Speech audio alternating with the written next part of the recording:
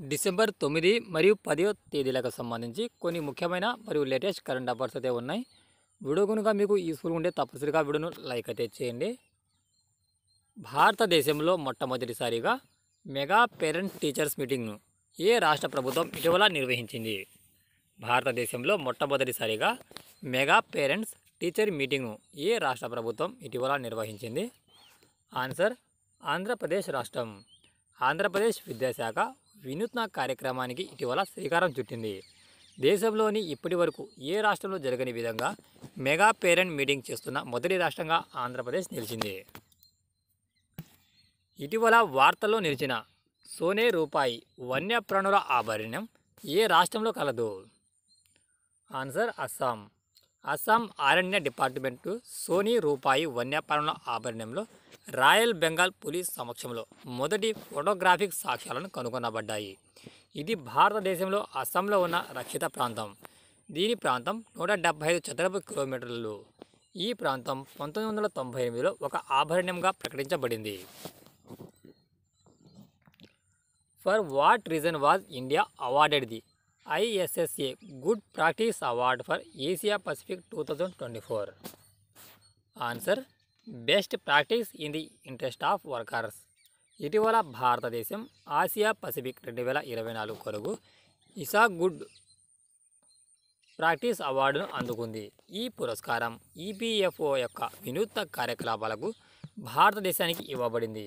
ఇవి బహుభాషా కాల్ కేంద్రాలు, నిధి సమీపంలోని అవుట్రీచ్, ఈ ప్రొసీడింగ్ ద్వారా న్యాయం, డెలివరీ మరియు డిజిటల్ మార్గాల ద్వారా సమర్థవంతమైన స్టాక్ హోల్డర్ కమ్యూనికేషన్ నిర్వహిస్తుంది. ఉత్తరాఖండ్లో PM ఆవాస్ యోజన కింద ఎన్ని సరసమైన గృహాలు నిర్మించబడతాయి? Answer 16,000. Uttarakhand housing development council UHDC మరియు MDDA PMAY కింద తక్కువ ఆదాయ కుటుంబాలకు 16,000 సరసమైన గృహాలను నిర్మిస్తున్నారు. ఈ చొరవ ప్రధానమంత్రి అంత్యోదయ యొక్క అనుగుణంగా ఉంటుంది. ఇటీవల అన్నా చక్ర మరియు స్కాన్ పోర్టల్ను ఎవరు ఆవిష్కరించారు? ప్రహ్లాద్ జోషి. ఇటీవల కేంద్ర మంత్రి ప్రహ్లాద్ జోషి ప్రజా పంపిణీ వ్యవస్థ సరఫరా గొలుసు ఆప్టిమైజేషన్ టూల్ అన్నా చక్ర మరియు స్కాన్ పోర్టల్ను ప్రారంభించారు. ఇటీవల అష్టలక్ష్మి పండుగను ఎవరు ప్రారంభించారు? ఆన్సర్ భారత ప్రధాని నరేంద్ర మోడీ. మహారాష్ట్ర వెనుకబడిన జిల్లాలకు 188.28 మిలియన్ డాలర్ల రుణాన్ని ఏ సంస్థ ఆమోదించింది? మహారాష్ట్రలోని వెనుకబడిన జిల్లాలకు 188.28 మిలియన్ డాలర్ల రుణాన్ని ఏ సంస్థ ఆమోదించింది? World bank. రాష్ట్ర అభివృద్ధి చెందని జిల్లాలో ఆర్థిక వృద్ధిని ప్రోత్సహించే లక్ష్యంతో ప్రపంచ బ్యాంకు మహారాష్ట్రకు 188.28 మిలియన్ డాలర్ల రుణాన్ని ఆమోదించింది. ఈ రుణం జిల్లా స్థాయి పాలనను మెరుగుపరచడం, గవర్నెన్స్ సేవలను మెరుగుపరచడం మరియు ప్రైవేట్ రంగం ఎంగేజ్మెంట్ను ప్రోత్సహించడానికి ఉద్దేశించబడింది. సోలో ఎగ్జిబిషన్ అలర్ట్ కోసం 2024 టన్నల్ ప్రైజ్ని ఎవరు గెలుచుకున్నారు? ఆన్సర్ జస్లిన్ కౌర్. జస్లిన్ కౌర్ గాస్కోలో జన్మించిన స్కాటిష్ సిక్కు కళాకారిణి. ఆమె సోలో ఎగ్జిబిషన్ అల్టర్ కోసం ప్రతిష్టాత్మక 2024 టన్నల్ ప్రైజ్తో సత్కరించబడ్డారు. కొత్తగా ప్రారంభించబడిన PM ఈ-విద్య DTH ఛానల్ నెంబర్ 31 ద్వారా ఏ భాషలో ఛానల్స్ ప్రసారం చేయబడతాయి? కొత్తగా ప్రారంభించబడిన PM ఈ-విద్య DTH ఛానల్ నెంబర్ 31 ద్వారా ఏ భాషలో ప్రసారం చేయబడతాయి? Indian sign languages.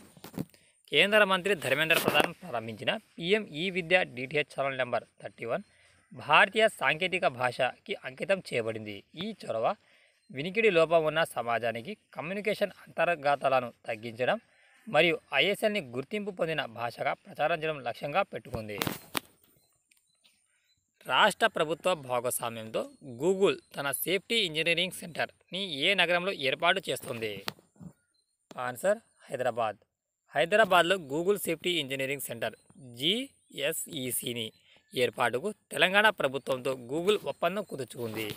ఈ ప్రత్యేక అంతర్జాతీయ cyber security hub cyber security సామర్థ్యాలను అభివృద్ధి చేయడం, నైపుణ్య అభివృద్ధిని పెంపొందించడం మరియు ఉపాధి అవకాశాలను సృష్టించడంపై దృష్టి సారిస్తుంది. రిజర్వ్ బ్యాంక్ యొక్క కొత్త గవర్నర్గా ఇటీవల ఎవరు నియమించబడ్డారు? ఆన్సర్ సంజయ్ మల్హోత్రా.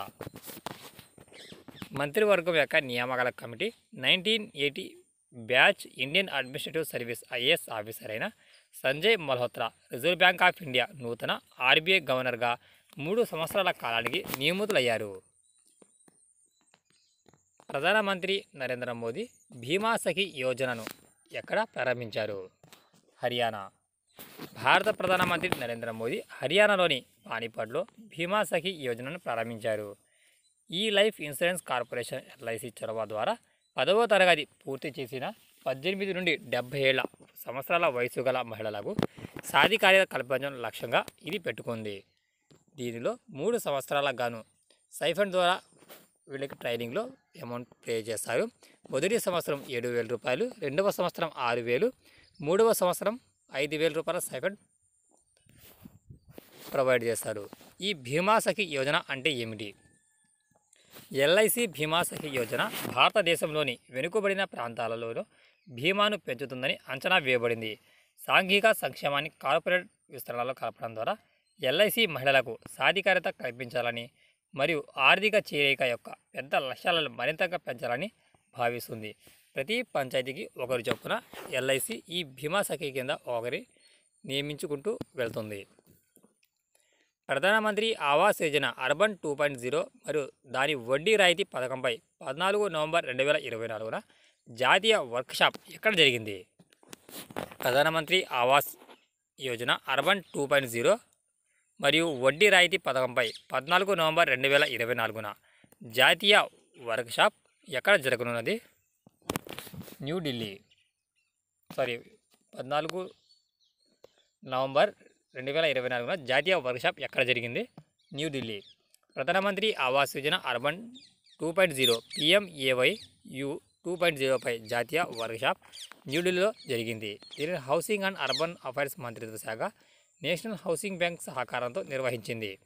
పట్టణ పేద మరియు బలహీన వర్గాలకు సరసమైన గృహ పరిష్కారాలను లక్ష్యంగా చేసుకొని PMAY అర్బన్ 2.0ని అమలు చేయడానికి వాటాదారుల మధ్య అవగాహన మరియు సహకారాన్ని పెంపొందించడం ఈ వర్క్షాప్ యొక్క ముఖ్య లక్ష్యం. జల విద్యుత్ మరియు కనెక్టివిటీ ప్రాజెక్టులతో సహా ద్వైపాక్షిక సహకారం గురించి చర్చించడానికి ఇటీవల ఏ దేశం యొక్క రాజు మరియు రాణి భారతదేశాన్ని సందర్శించారు? ఆన్సర్ భూటాన్. వివిధ రంగాలలో ద్వైపాక్షిక సంబంధాలను బలోపేతం చేసేందుకు భూటాన్ రాజు జిగ్మే ఖేసర్ నామ్గేల్ వాంగ్చుక్ మరియు క్వీన్ జెస్ను భారతదేశాన్ని సందర్శించారు. కీలక చర్చలో గెలుపు, మైండ్ఫుల్నెస్ సిటీ ప్రాజెక్ట్, ఆర్థిక మరియు పెట్టుబడి సహకారాన్ని అభివృద్ధి చేయడం మరియు సరిహద్దు కనెక్టివిటీని మెరుగుపరచడం వంటి అంశాలపై వీళ్ళు సమీక్షించారు. యూరోపియన్ స్పేస్ ఏజెన్సీ ప్రోబా 3 మిషన్ను ప్రారంభించిన సమయంలో PSLV యొక్క ఫ్లైట్ నెంబర్ ఎంత? ఆన్సర్ 59.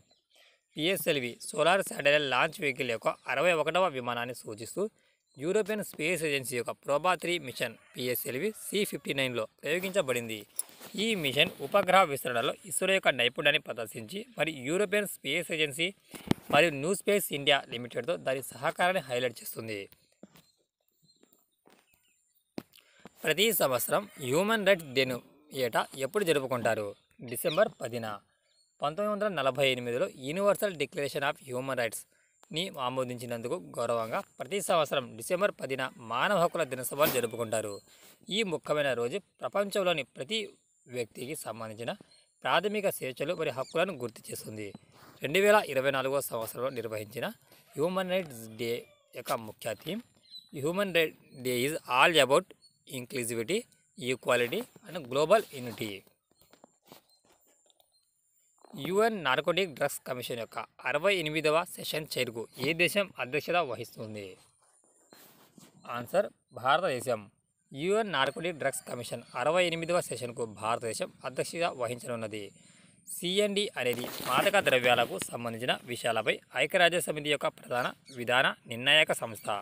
వియన్నాలో ఐక్యరాజ్య సమితిలో భారతదేశ శాశ్వత ప్రతినిధి శంభు ఎస్ కుమార్ అధికారికంగా యుఎన్ ఫోరం చైర్మన్గా బాధ్యతలు స్వీకరించారు. ACC men's under nineteen cricket Asia cup విజేతగా ఏ దేశం నిలిచింది? Answer Bangladesh. Bangladesh under nineteen Asia cup టైటిల్ను దుబాయ్లో భారత్పై 59 పరుగుల తేడాతో సునాయాసంగా విజయం సాధించింది. ఇది ఫ్రెండ్స్, వీడియో కనుక మీకు యూస్ఫుల్ ఉంటే తప్పనిసరిగా వీడియోను లైక్ అయితే చేయండి. Thanks for watching. Take care.